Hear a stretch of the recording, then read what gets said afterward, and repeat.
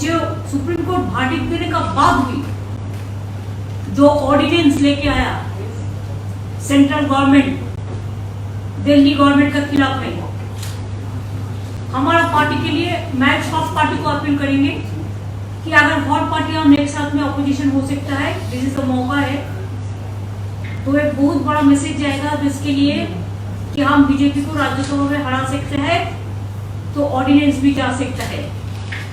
BJP को हराने के लिए 24 से पहले एक बहुत मौका मिल गया।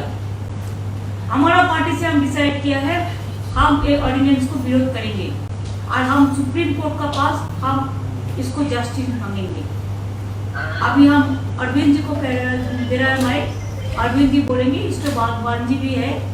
इसका बाद अगर आप लोगों का कोई क्वेश्चन है तो जरूर हम लोग कोशिश करेंगे। सबसे पहले मैं दीदी को बहुत बहुत शुक्रिया अदा करना चाहता हूँ।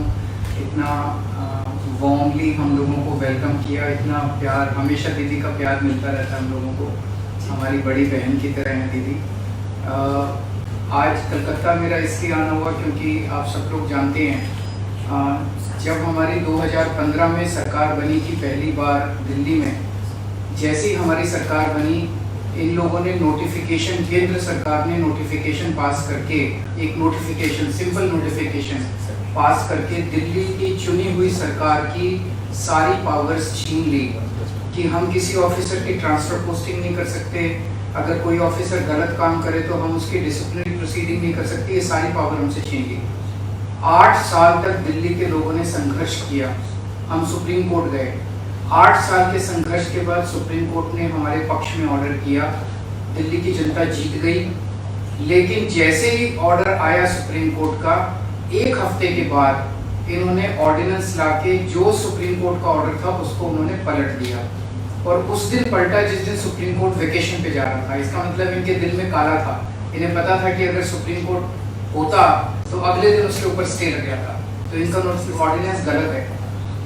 इन लोगों ने जिस तरह से डेमोक्रेसी का मजाक बना दिया है, जहां भी 3 तरीके से ये चुनी हुई सरकारों को तंग कर रहे हैं। एक, पहली चीज कि जहां पे बीजेपी की सरकार नहीं बनती वहां ये एमएलए खरीद के सरकार गिरा देते हैं उस पार्टी की और अपनी बीजेपी की सरकार बना लेते हैं। दूसरा, जहां बीजेपी की सरकार नहीं बनती वहां ये ईडी और सीबीआई को इस्तेमाल करके दूसरी पार्टी के एमएलए को डराते हैं, धमकाते हैं, उनको तोड़ लेते हैं और उनकी सरकार गिरा के बीजेपी की सरकार बना लेते हैं। तीसरा, जहां बीजेपी की सरकार नहीं बनती वहां कानून का गलत इस्तेमाल करके, गवर्नर के जरिए ऑर्डिनेंस पास करके ये तरह तरह से उस नॉन बीजेपी गवर्नमेंट को काम ही नहीं करने देते।